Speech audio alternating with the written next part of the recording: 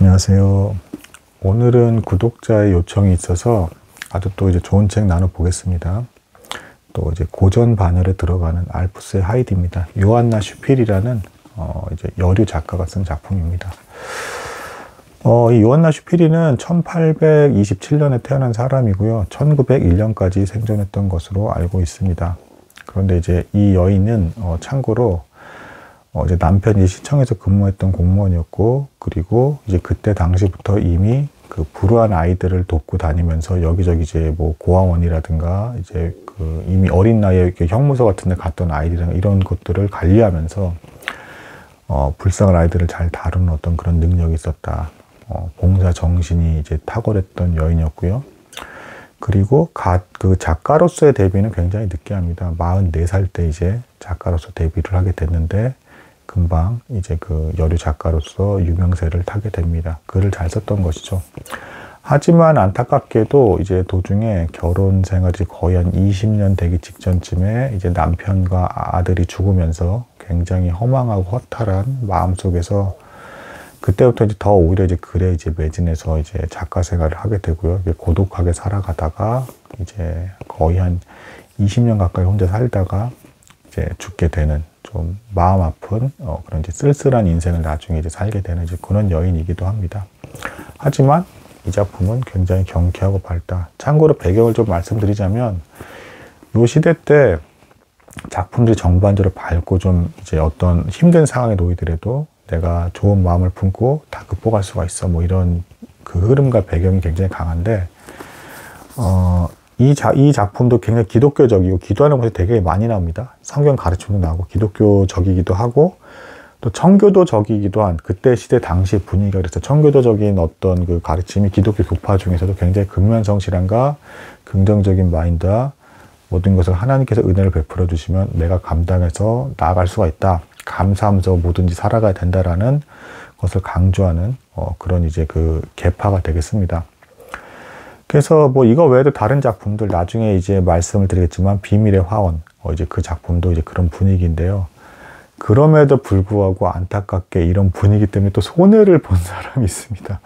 놀랍죠. 이게 그런 분위기의 작품이 얼마나 좋냐. 그리고 제가 그동안 의외로 여류 작가를 굉장히 뜻하지 않게 많이 나누게 되는데, 여류 작가들 작품의 어떤 장점으로 꼽자면 좀 이건 있는 것 같아요. 좀 평화로운 분위기, 그리고 아기자기한 모습, 그리고 소소한 일상 속에서 감사하며 기뻐하는 삶, 뭐 이런 게 되겠습니다. 그렇지만 이제 제가 남자 입장에서 함부로, 물론 저보다 훨씬 더 글을 다 잘 쓰시고 대단한 글들을 남기신 분들이지만, 단점을 꼽자면 남자 작가들 작품들은 의외로 좀 전쟁이나 좀 이런 게 좀 많이 나오고요. 되게 삶의 처절함, 그리고 비판의식이 담긴 것들을 남자들은 좀 많이 써요. 굉장히 이제 논리적이고 현실 반영적인 것들을 많이 쓰는 대신에 좀 우울한 그런 차이가 있는데, 상대적으로 이제 여성 작가들의 작품은 밝고 경쾌하고 다 이렇게 좋은데, 그리고 교훈도 물론 뚜렷합니다. 그런데 조금 가끔 이제 남자 입장에서 봤을 때는 현실성이 약간 좀 떨어져 보이는 것 같은 느낌이 들 때는 있다. 대신에 남자 작가들의 작품은 이제 현실성이나 이런 게 조금 더 투철하게 반영이 되고 처절하고 뭔가 전쟁이나 이런 묘사가 더 많고 뭐 한데, 대신에 좀 암울하고 좀 어두운 그런 분위기가 좀 있다. 좀 비판적이기도 하고. 참고로 이 작품의 그 분위기, 이 시대의 분위기에 맞지 않게 그 에드가 앨런 포라고 공포, 이제 검은 고양이로 유명하죠. 그 작가가 굉장히 이제 그 괴기스러운 작품을 남겼는데, 그 사람의 삶 자체가 되게 우울했어요, 참고로. 그리고 아내를 너무 사랑했는데 아내가 너무 빨리 죽어버리게 돼서 애너벨리라는 어떤 시도 남겼고, 그게 이제 미국 교과서에 실리기도 했고요. 그리고 이제 2년 뒤에 금방 이제 아내가 이렇게 죽으니까 죽게 되는데, 이 에드가 앨런 포가 물론 작품상으로 굉장히 막 우울하고 이렇게 괴기스럽고 이제 끔찍한 것들을 써 하면서 이제 할지는 모르겠으나, 이제 그 작품성 자체만 놓고 보면 상당히 수준이 높은 작품을 썼다. 그리고 탐정소설도 남겼는데, 그 에드가 앨런 포가 나온 그 남긴 탐정소설이 이제 그 뒤에 나온 이제 셜록 홈즈 뭐 소설이라든가 이제 여러 가지 탐정 소설의 어떤 기초 뼈대가 되었다. 그래서 이제 그 사람은 좀 이제 안타깝지만 다양성을 조금 이제 거꾸로 좀 침해를 받은 거죠. 그래서 좀 너무 우울하다 해가지고 이제 묻혀서 살아생전에는 좀 많이 우울하게 살 수밖에 없었던 작품대로, 그러다가 금방 요절하게 된 좀 그런 작가가 또 있습니다. 이 작품 설명하겠습니다. 알프스의 하이디, 5살짜리 이제 소녀가 있는데, 그 부모님은 돌아가셨고, 이제 그 이모가 이 하이디를 알프스 산 이제 그 높은 곳 근처에서 마을에서 떨어져서 사는 그 괴짜라고 불리는 할아버지한테 찾아가면서 시작을 합니다. 그 이모가 이제 언니인데 이제 그 알프스 하이디의 언니가 엄마였는데 이제 엄마가 이제 금방 죽고 이 이모가 5살까지는 키워준 거예요. 근데 이제 본인이 도시에서 좋은 이제 취업 자리가 생기니까 이 아이를 끌고 다니는 게 거의 불가능했기 때문에 참다가 도저히 안 됐다 싶어서 이제 그 하이디의 할아버지를 찾아간 겁니다. 참고로 이제 할아버지는 마을 사람들에게 굉장히 안 좋은 사람으로서 이미지가 바뀐 사람이었어요. 왜 그러냐면 젊은 날에 그 집이 제법 부유했는데 이 할아버지가 탕자로서 좀 살아갔고 삶이 좀 엉터리였던 거죠. 그러다가 또 이제 군대 입대를 하게 됐는데 거기서 또 말다툼 끝에 뭐 탈영을 했다라는 이제 또 소문이 돌게 됐고 탈영하고 나서 또 금방 또 어떤 여인과 만나서 아이를 낳았는데 또 이 여자는 또 금방 죽고 그 낳은 그 아들이 또 이제 하이디의 이제 아빠가 되는 거고요. 다행히도 이제 아빠는 굉장히 착했습니다. 그 여인을 만나 살았는데 이 두 부부가 금방 죽어서 이제 하이디가 고아가 된, 그리고 졸지에 이모가 잠깐 맡아서 키우게 된 뭐 그런 상황이었습니다. 아무튼 그래서 이 이모가 재빨리 이제 그 할아버지, 그래서 할아버지 어쨌든 마을 사람들이 평판이 안 좋기 때문에 그 따로 마을에서 떨어져서 알프스 산 거의 중턱에 가까운 어떤 높은 위치에서 살고 있었는데 거기까지 헐레벌떡 그 어린 하이디를 강제로 끌고 갔다시피 막 올라가가지고 할아버지한테 이제 당신이 맡으셔야죠 이렇게 하면서 저는 이제 가야 됩니다 하고 그 말만 해버리고 나서 확 사라져버리면서 도망가다시피 사라져버렸습니다. 그리고 이제 그 올라가는 모습을 마을 사람들이 봤잖아요. 그래서 저 아이가 할아버지의 딸이야 하면서 아이고 불쌍한 것, 이제 할아버지랑 단둘이서 있게 되려면 쟤는 이제 끔찍하게 고생을 이제 당하겠구나 이제 마을 사람들 생각을 했어요. 근데 알고 봤더니 할아버지가 물론 잠깐 방황했던 기간이 있기는 하지만 사람 자체가 나쁘진 않았고 이미 할아버지가 된 상태에서 오히려 더 초탈을 해서 그 인성의 착한 마음을 가지고 있었다. 다만 마을 사람들이 계속 벽을 쌓고 불편해하면서 그 할아버지를 배쳐가니까 할아버지는 할아버지대로 그 마을을 떠나서 알프스산 근처에서 그 중턱에서 그러고 혼자 살고 있었다. 그래서 하이디가 왔는데 오자마자 뭐 물론 남자 특유의 그런 화법이죠. 짧고 굵게 말하는 것. 그래서 배고프니 뭐 그리고 뭐 염소의 젖을 먹을까 뭐 하면서 이렇게 하면서 바로 배려해주고 뭐 이렇게 그 안에서 먹을 수 있는 소소한 음식, 그리고 금방 또 뚝딱뚝딱 해서 그 손으로 다 수공업해서 다 그때 당시에 이제 그 집을 짓던 시대였으니까 의자도 만들어주고 또 지프로 만들어진 그 침대에 이 집에 찔릴까봐 뭐 이렇게 천을 이렇게 덮어주기도 하고 금방 침대도 만들어주고 이런 식으로 해서 하이디에게 짧고 굵게 호의를 베풉니다. 그러니까 이 아이인 하이디, 5살이었던 하이디는 오히려 그게 너무 신기했고 오히려 순수한 마음이었기 때문에 그 할아버지의 마음을 금방 받아들일 수 있었다. 그래서 거기서 금방 또 할아버지에 가까워지게 되고요. 거기서 이제 때마침 목동 이제 페터가 나타납니다. 페터는 이제 12살짜리 소년이었는데 이때 당시에 그 목동들의 특징대로 맨발로 다니면서 양떼들을 이제 양떼 염소들을 끌고 다니는 그런 이제 목동이었습니다. 그래서 적절한 시간대만 되면 항상 산에 올라와서 할아버지 집을 지나갔는데 이때 하이디와 처음 만나게 됩니다. 그래서 할아버지가 말합니다. 하이디는 자연 속에서 건강하게 자라게 될 거야. 그게 아이들에게 좋지라고 합니다. 그 말은 이 책의 일종의 철학이기도 합니다.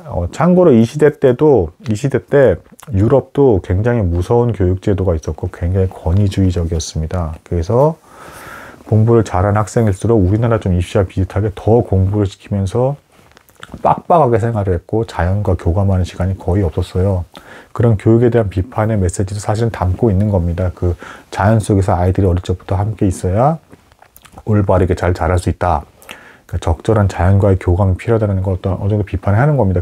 그래서 서구 사회는 지금 이미 의외로 막 국영수가 우리나라처럼 그것만 공부하는 게 아니라 여가생활과 취미활동 그리고 이제 어떤 더 시간을 내주는 어떤 그런 문화가 형성되게 되었다. 실제로 이때 당시에 똑똑한 애들도 있었겠죠. 그럼 또 그렇게 죽어라 공부 잘하는 애들한테 더 공부만 시켰더니 몸이 허약해지면서 병 걸리다 금방 빨리 죽더라. 이걸 겪었습니다. 선진국에서는. 그래서 이제 그 자연과의 교감을 강조하는 또 이제 주제가 일단 여기서 좀 나오고 있습니다. 하이디는 계속 또 목동까지도 따라가면서 뭐 양과 염소의 이름을 막 익히고 또 하면서 너무 신기하고 있었고, 그 목동은 그게 매일의 그냥 생활이니까 이게 뭐 그렇게 신기해. 그리고 또 이제 뭐 산과 이런 거에 대해서도 하이디는 막 너무 예뻐하고 꽃도 막 따고 다니니까 그렇게까지 딸 필요 없어 하면서 하고, 또 지나가면 또 나와 뭐 이러고 뭐 이런 대화들이 막 오고 가고, 석양이 질 때 산이 이제 불이 붙는 것처럼 이렇게 환해지니까 하이디가 저 석양, 이제 그 석양인지도 모르고 저 산에 불같이 붙는 게 저게 뭐야 하니까 이제 이 페터가 몰라, 원래 그래. 얘는 이제 그 남학생 참고로 공부를 엄청나게 안 하고 교육받는 건 관심이 없고 그렇게 그냥 그러고 양만 치면서 살고 싶은 그런 남학생이었습니다. 그래서 그게 석양도 뭐 석양은 단어도 모르고 몰라, 원래 이래 하고서 이제 그 내려오는. 하지만 점점 또 두 사람은 또 정이 들게 되고 하면서 의외로 하이디는 그 할아버지의 삶에서 너무 끈끈하고 잘 적응하고 즐거워하는 삶을 살게 된다, 자연 속에서. 그래서 더 오히려 건강해진다. 그 맑은 공기가 이런 것들을 마시면서 더 건강해진다라고 표현을 하고 있습니다. 근데 세월이 또 흘러서 이제 3년 정도 시간이 거의 흘렀을 때 다시 이모가 찾아왔습니다. 웬일인가 했더니 이 이모가 굉장히 또 부잣집과 이제 보모로서 일을 하고 있었는데, 그 교류를 하다가 그 프랑크푸르트, 이제 그 독일 지역의 프랑크푸르트 부자들 동네에 이제 어떤 부유층 계층에 휠체어를 딴 어떤 그 부잣집 그 남자의 딸이 있었는데, 이 딸이 혼자 이제 과외를 받고 있었는데, 휠체어를 타고 있었기 때문에 학교 생활을 잘 못해서 과외를 받고 있었는데 너무 쓸쓸해한다.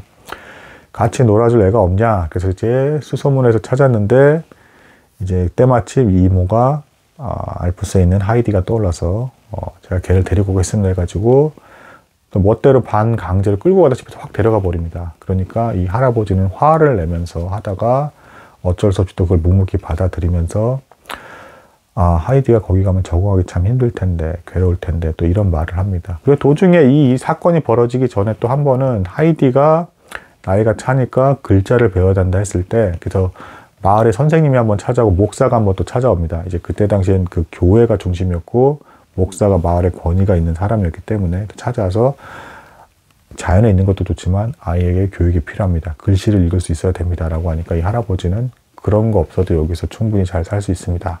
라고 해서 또 대치가 생기는 그런 상황이었는데, 의도하지 않게 뭐 이런 거를 이게 기독교적인 작품이기 때문에 하나님의 섭리라고 합니다. 교육이 필요했기 때문에 어쨌든 하이디는 도시로 가게 됩니다. 근데 이게 되게 좀 고통스러운 과정이 돼요. 왜냐하면 아까 그 목동 페터랑도 만났다 했잖아요. 이 페터의 할머니랑 또 이제 하이디가 되게 친해지는데, 이 할머니가 장님이었어요. 그리고 그 집이 되게 가난했습니다.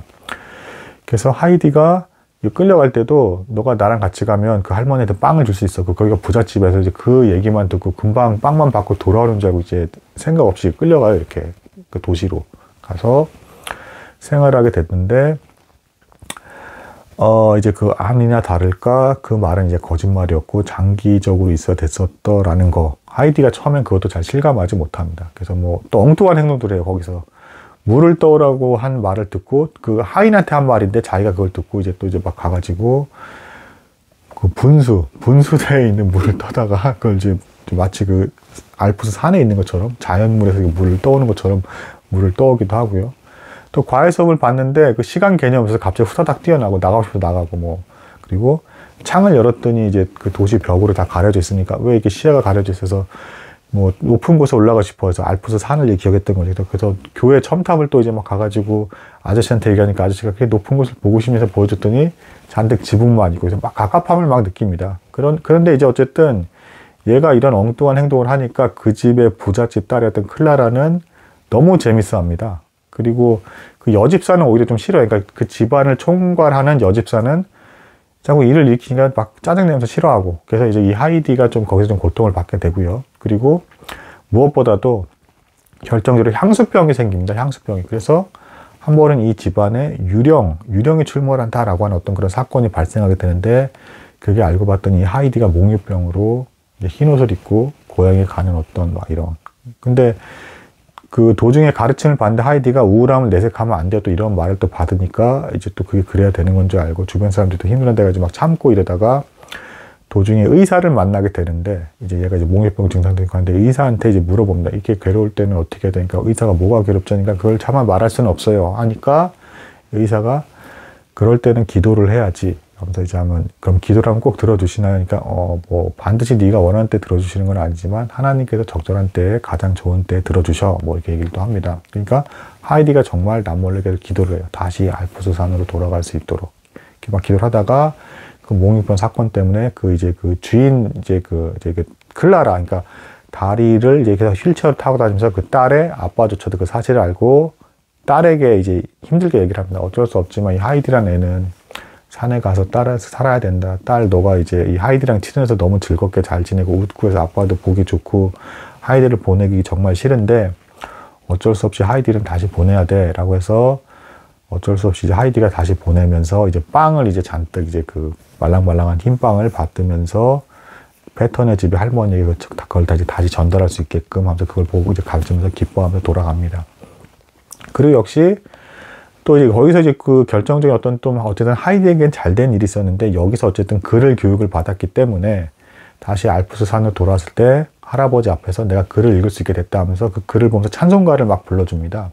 그러니까 이 할아버지가 탕자였고 이제 젊었을 때 나쁜 행동을 좀 해가지고 마을 사람들과 이제 대치가 됐던 어떤 일이 있었다라고 했잖아요. 근데 이 찬송가 소리를 들으면서 아, 하나님께서 나를 부르시나 보다라고 이제 생각을 하면서 다시 회개합니다. 속으로, 마음으로. 그리고 하이디가 교회를 이제 그 도시에 있었을 때 다녔다라는 걸 알게 되니까 하이디를 위해서라도 마을로 내려가서 목사님을 찾아가서 제가 교회에 나가서 함께 하겠습니다. 그래서 어느 날 예배 때 나타나니까 사람들이 갑자기 찬송가 부르다 다 멈추면서 순간 깜짝 놀라서 이 할아버지가 하이디를 데리고 교회를 와! 라고 하면서 하다가 막상 할아버지가 오시니까 막 다들 즐거워하고 또 이 할아버지가 하이디가 잘 지낸 걸 보고 거봐 할아버지는 좋은 사람이야 라고 하면서 또 이제 평판도 바뀌게 되고 도중에 할아버지가 그 패턴의 집을 다 수리해 준 일이 있었습니다. 그게 또 알려지면서 역시 우리가 잘못 알고 있었던 것은 할아버지는 좋은 분이었어. 저렇게 착한 손우랑 함께 긴 시간을 같이 할 수 있는 좋은 분이야 라고 하면서 또 평판까지 회복이 되고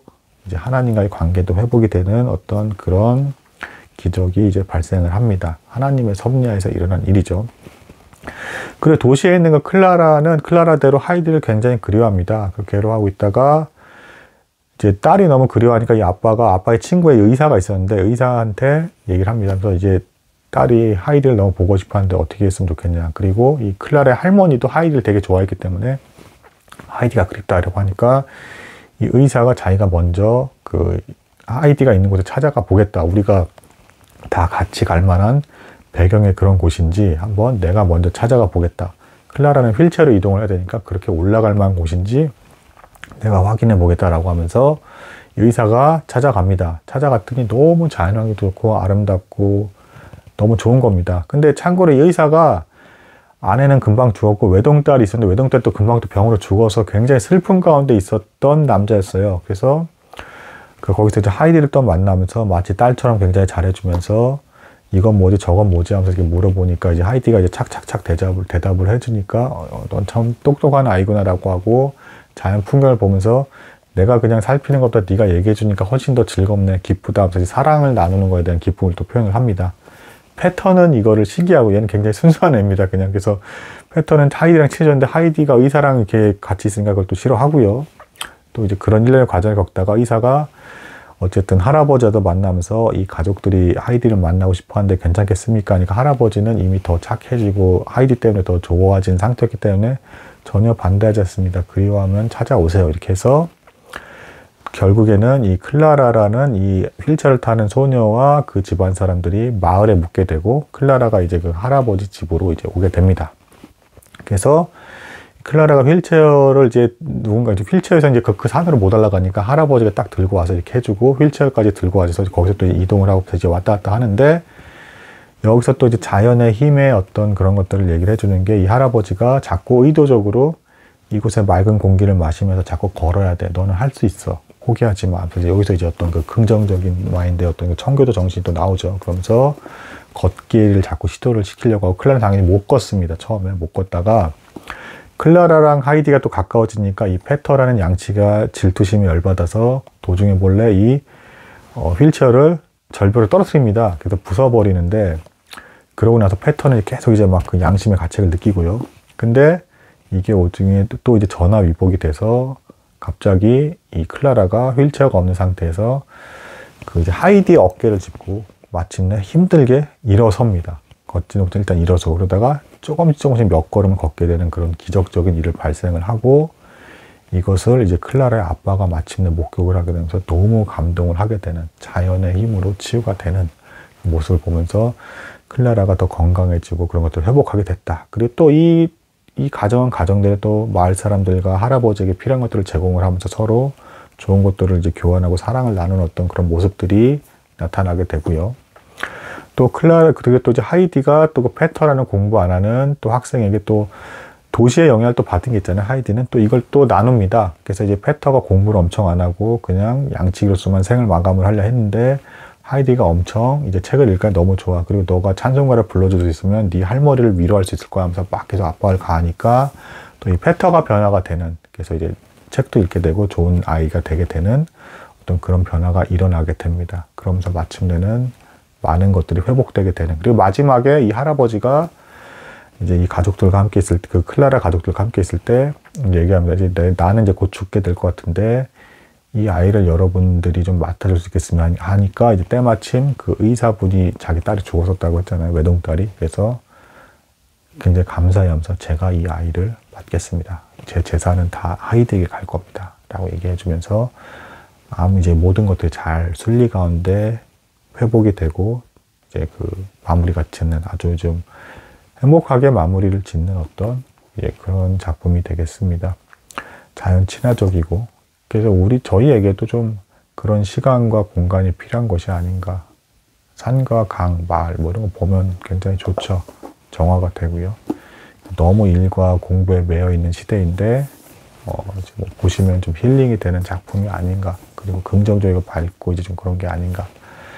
이 정도 선에서 나누겠습니다. 굉장히 잘 쓴 작품이어서 문체도 굉장히 어렵지 않고 좋기 때문에 직접 구입해서 읽어보셔도 좋을 것 같습니다. 오늘 여기까지 나누도록 하겠습니다. 감사합니다.